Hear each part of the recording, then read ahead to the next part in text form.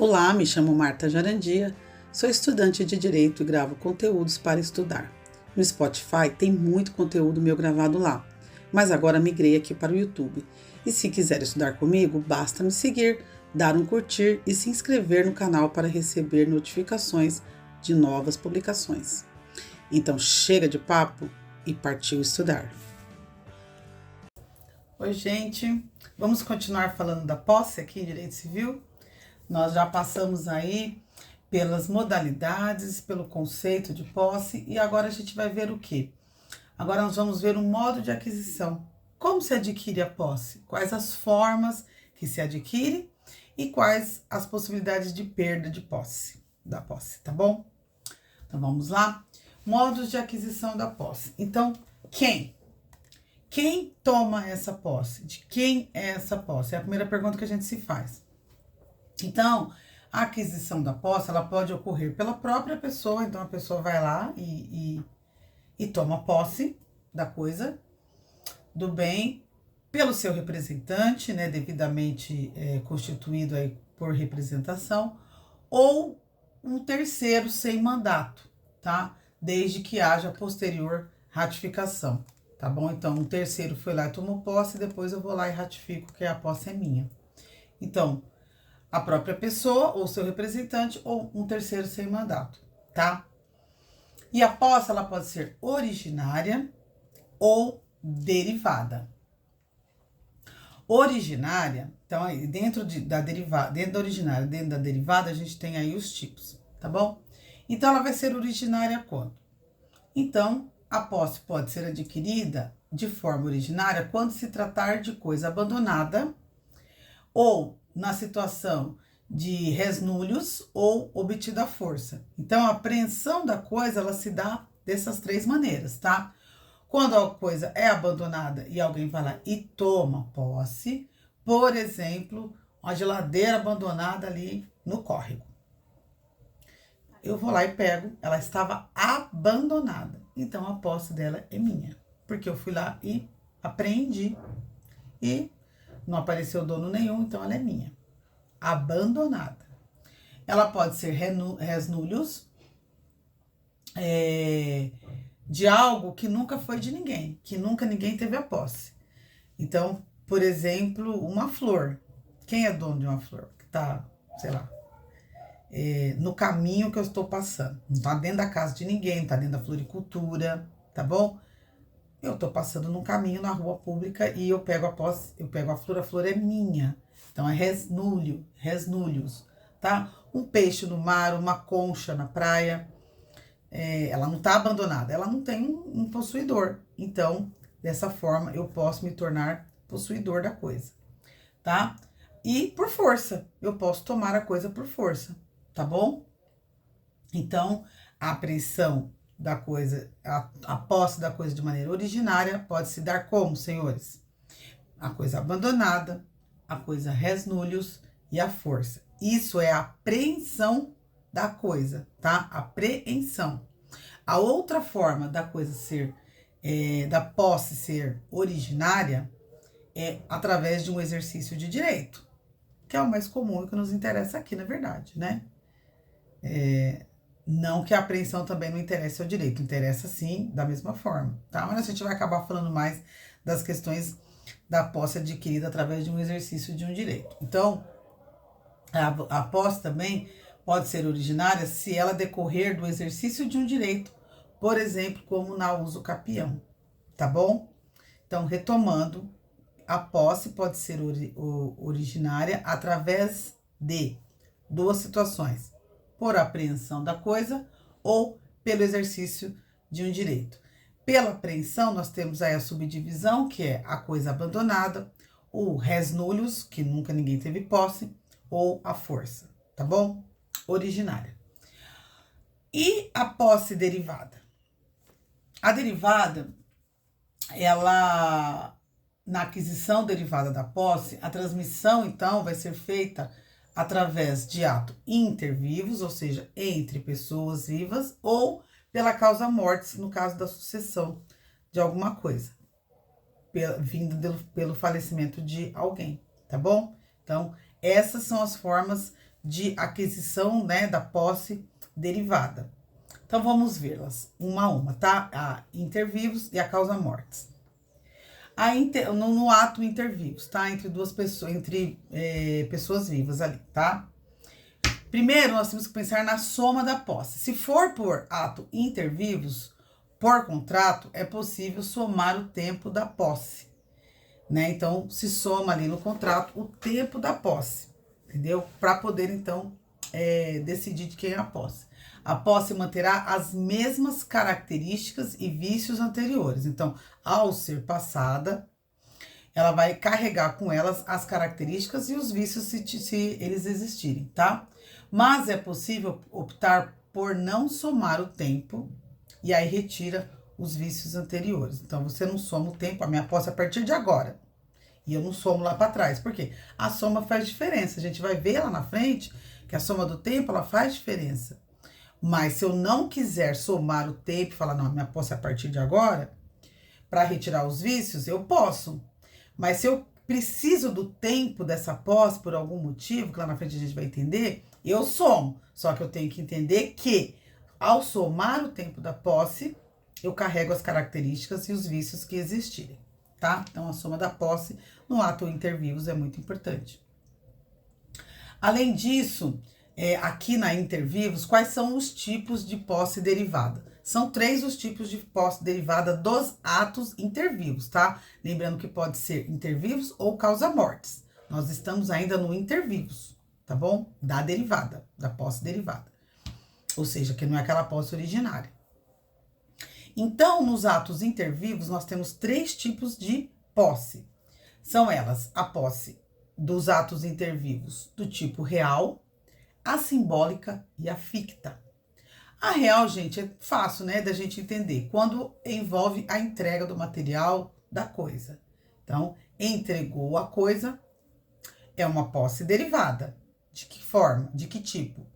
Real. Foi entregue a coisa, real. Teta, né? Aí, ainda na posse derivada, intervivos, nós temos a simbólica. E como se dá a simbólica? Ela é representada por um ato diferente da entrega material. Você não pega a coisa e entrega, tá? Por exemplo, a entrega das chaves de um veículo alugado. Eu não vou lá e pego o carro e entrego. Eu dou a chave. E a partir da entrega da chave, eu estou passando a posse derivada simbólica, tá bom? Simbólica. E a ficta, na qual não houve a transferência da posse, mas a alteração da intenção do exercício da posse, tá? Também é derivada. Então, essa ficta, o que se altera aqui é a intenção da posse, do exercício do direito da posse. E a ficta, ela pode ser breve manu ou constituto possessório. Eita lasqueira, o que é isso? Breve manu. A posse ficta, derivada, pode ser breve manu e se dá quando o possuidor possui em nome alheio a coisa e passa a possuir em nome próprio a coisa. Como é o nome do locatário, por exemplo, é o caso do locatário que passa a ser ele compra o imóvel. Então, antes ele tinha posse do imóvel daquela forma indireta. Lembra que nós vimos lá atrás, os tipos? Ele era possuidor de forma indireta. Por quê? Porque ele era um locatário. Então, quando ele compra, ele vira o possuidor, certo? Então, essa é a posse derivada, porque ela não é originária. Nós já vimos como que se dá a originária, ela é derivada. E ela é derivada ficta, breve manu, porque a intenção aqui mudou através que ele tinha uma posse em nome de direito alheio e passa a ter, então, em nome próprio essa posse. Breve manu, ficta e derivada. E também temos a derivada do tipo ficta, chamada de constituto possessório. É aquela que o possuidor passa a possuir a coisa em nome de outrem. Ele passa a possuir em nome de outrem. É o caso do proprietário que vende a casa mas permanece nela como locatário. Aqui é o contrário da breve Manu, certo? Eu era o possuidor, o dono. Eu era o proprietário aqui, né? E aí eu vendo. Só que aí eu vendi, mas eu alugo ela. Entendeu? Eu não quero mais ser o dono, eu alugo, eu continuo com a posse, concorda? Porque olha o corpus, eu estou dentro da casa de maneira locada. Ela era minha, né? Eu tinha a posse direta e eu passo a ter a posse indireta. Esse é o constituto possessório. Então, é a posse derivada ficta do tipo constituto possessório. Os exemplos são importantes porque na hora da prova, por exemplo, eu lembro dos exemplos e aí eu trago o conceito. Então, a breve Manu é o locatário que compra o imóvel e o constituto possessório é o dono do imóvel que vende e aluga e fica morando. Olha que loucura. Então, senhores, posse derivada dos atos intervivos, ela pode ser real, com a tradição normal, ela pode ser simbólica, através de uma chavinha, de um carro, de uma casa, ou ela pode ser ficta, tá bom? Que altera, porque assim, você vê, tanto na locação, né, da breve Manu, quanto no constituto possessório, a pessoa continua, nos nossos exemplos aqui, mudou só o quê? A intenção da coisa. Consegue entender por que é ficta? O locador, o locatário que se transforma em dono do imóvel que ele compra, ele continua na casa. Ele estava e ele compra, ele continua. Mudou a intenção. Mesma coisa é o cara que era dono da casa, vende e aluga e tá ali, do mesmo jeito. Então, essa posse, ela é derivada ficta, tá? Ó, mudou só a intenção. Tudo bem? Então, passamos pela derivada proveniente dos atos intervivos. E para fechar, nós temos aqui nos nossos tipos a causa mortis, que é a posse através da sucessão. Alguém morreu. Então, aqui nós temos o princípio de Saicine, que diz o seguinte: a posse derivada, derivada em razão de sucessão a título universal, ou seja, causa mortis, se caracteriza pela aquisição imediata da posse pelos herdeiros diante do falecimento do possuidor anterior. Então, é o princípio de Saicine. Tinha um dono, o dono morreu, né? Aqui a gente tá falando de posse. Tinha posse, o possuidor morreu, tá bom? O possuidor morreu e os herdeiros, então, tomam essa posse. Posse, senhores, posse. A gente não tá vendo propriedade, certo, Marta? Posse. Então, a causa mortis lembra do princípio de Saicine. É uma posse derivada que vem através do falecimento do possuidor anterior. É mais tranquilo, né? Então, fechamos aqui essa primeira parte desse vídeo, que era em relação aos modos de aquisição da posse, tá? Nós vimos que pode ser a própria pessoa, ou seu representante, ou um terceiro ainda sem mandato. E nós vimos que a posse, ela pode ser originária através da apreensão da coisa ou do exercício de um direito. Se for a apreensão é de coisa abandonada, é de resnúlios ou força, certo? Então, originária, a apreensão da coisa ou exercício de direito, aquela que vem do exercício de direito como a uso capião, tá bom? E a derivada. A derivada nós temos, lembrando, a soma da posse, que pode ser interessante ou não. Se for somado, vícios e características são carregadas, tá bom? E a derivada nós temos 3 tipos, que é a real, a simbólica e a ficta.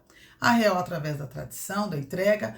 A simbólica através de uma, que não é diretamente, através da entrega de uma chave, simbolizando aí essa posse. Ou ficta, que pode ser a breve Manu ou constituto possessório, que vai alterar só aquela intenção da posse. A pessoa continua ali como possuidora, só vai mudar esse papel, tá bom? E o segundo tipo da derivada, além dos atos intervivos, né? Que se subdivide em 3, nós temos também a derivada como causa mortis, que tem aí o princípio de Saicine. Beleza, senhores? Agora eu vou tomar uma água e a gente vai falar nós vimos a modo de aquisição, nós vamos falar como se perde essa posse, tá? Só um minutinho. Eita que a posse tá rendendo o assunto, tá? Nós não vamos ainda esgotar a posse nesse vídeo, mas a gente vai fechar ele falando agora da perda da posse, tá? Então, nós vimos os modos de aquisição e agora como se perde a posse, tá? O artigo 1223 do Código Civil fala o seguinte: perde-se a posse quando cessa, embora contra a vontade do possuidor, o poder sobre o bem a qual se refere o artigo 1196. E o que diz o 1196? O código é assim, né? Vai puxando um aqui e ali. Considera-se possuidor todo aquele que tem, de fato, o exercício pleno ou não de algum dos poderes inerentes à propriedade. Então, pessoal, conforme dispõe aí o artigo 1223, a pessoa perde a posse quando ela deixa de exercer os poderes, ainda que parciais, e que estão ligados à propriedade, né? Como o uso, o gozo. Então, depois a gente vai ver a propriedade, a gente vai ver essas coisas que estão ligadas, né? A propriedade, o uso, o gozo. Então, quando a pessoa perde, ela deixa de exercer esses poderes parciais aí na posse, então é cessada esse direito, tá? E essa perda, ela pode ser voluntária ou não. Como assim? Então, vamos lá. A perda voluntária da posse se dá em 3 hipóteses. O abandono da coisa, a tradição da coisa, podendo ser real, simbólica e ficta, e a destruição da coisa. Então, abandonando a coisa, perde-se a posse, certo? A tradição da coisa, como a gente viu agora, real, simbólica ou ficta. Então, real, entregou, perdeu a posse, porque a posse vai ser de quem você entregou. Simbólica, entregou a chave da casa, você deixa de ser possuidor, quem está com a chave passa a ser o possuidor. E ficta naqueles 3 casos que nós vimos lá, acabamos de ver aqui. 3 casos não, né? O breve manu e o constituto possessório. Lembra do locador que comprou? Então, o locatário perdeu a posse com o locatário perdeu a posse ao vender para o locador, tá? Então, a breve manu e o constituto possessório. Então, relembrando, retomando, a perda da posse vai ser voluntária nessas 3 hipóteses: no abandono, na tradição da coisa, que pode ser real, simbólica e ficta, e pela destruição da coisa. Você tem a coisa, você destruiu, você perde a posse, correto? Então, essa é a forma voluntária, quando o possuidor quer, né? Ele quer abandonar, ele quer entregar ou ele quer destruir. E ela pode ser involuntária, tá? Involuntária, ela ocorre em 5 situações, tá? Ou seja, o possuidor não tem essa intervenção direta na perda da posse. Se ele morre, então a primeira hipótese da perda da posse involuntária é a morte do possuidor. A apreensão por outrem, então outro vem e toma, né? O chamado esbulho, que é o desapossimento, o perdimento completo da coisa. E a gente vai estudar depois as ações, a gente vai entender melhor o esbulho, mas pensa assim, outro vem e pega, tá? Também é involuntário, é uma perda involuntária. O perecimento, né, a destruição natural, diferente da voluntária na destruição proposital do possuidor, no perecimento a coisa se deteriorou naturalmente. E aí ela, ao se deteriorar, acaba, se consome, então é uma perda involuntária. Pela perda em sentido estrito, ou seja, perdeu mesmo. Eu tinha coisa, olha a minha canequinha aqui de volta, eu tinha, eu não sei onde enfiei, perdi, eu não sou mais possuidora, tá bom? E, por fim, pela desapropriação ou confisco pela administração pública. Então, o governo veio, a prefeitura, sei lá, e me desapropriou ou confiscou, né? Eu, sei lá, tava num terreno que era da prefeitura, ela veio, tomou de volta, então eu perdi a posse, tá? Então, tranquilo, né, pessoal? A perda da posse, ela pode ser voluntária ou involuntária. Voluntária, ela vai ser quando houver o abandono da coisa, a tradição da coisa, lembrando que ela pode ser real, simbólica ou ficta, ou a destruição da coisa, tá? Tudo aí com a intervenção do possuidor, de maneira direta. E ela pode ser involuntária, quando o possuidor morre, quando a coisa é apreendida por outra pessoa, quando há o perecimento natural com a destruição da coisa, com a perda em sentido estrito, literalmente perdida, ou com a desapropriação ou confisco da administração pública, tá? E por fim, senhores, temos aqui também a luta, a questão da luta, tá? Só se considera perdida a posse quando o possuidor não presenciou o esbulho. Lembra que eu falei do esbulho? A tomada geral da coisa, né? Não presenciou o esbulho, ele não estava presente. Se tendo notícia desse ato, ele não tentar retomar a coisa ou tentando recuperá-la, é violentamente repelido. Então, existe essa luta. Deem uma olhada no artigo 1224, que fala que só se considera perdida a posse para quem não presenciou o esbulho, quando, tendo notícia dele, se abstém de retornar a coisa, tentando recuperá-la, é violentamente repelido. Então, ele perde a coisa, ele tenta retomá-la, e ele é violentamente repelido, e aí, então, dá-se essa perda da posse também, tá bom? Artigo 1224, aí a luta pela tentativa de manter a posse, tá? Então, senhores, fechamos aqui mais um vídeo sobre a posse e daqui a pouco a gente vai entrar em propriedade, mas a gente ainda tem que falar de posse, tá? É um tema bem extenso. Deixa eu ver aqui, nós vamos fazer acho que mais um vídeo falando sobre os efeitos da posse, tá bom? Então a gente se vê nos efeitos da posse. Até lá!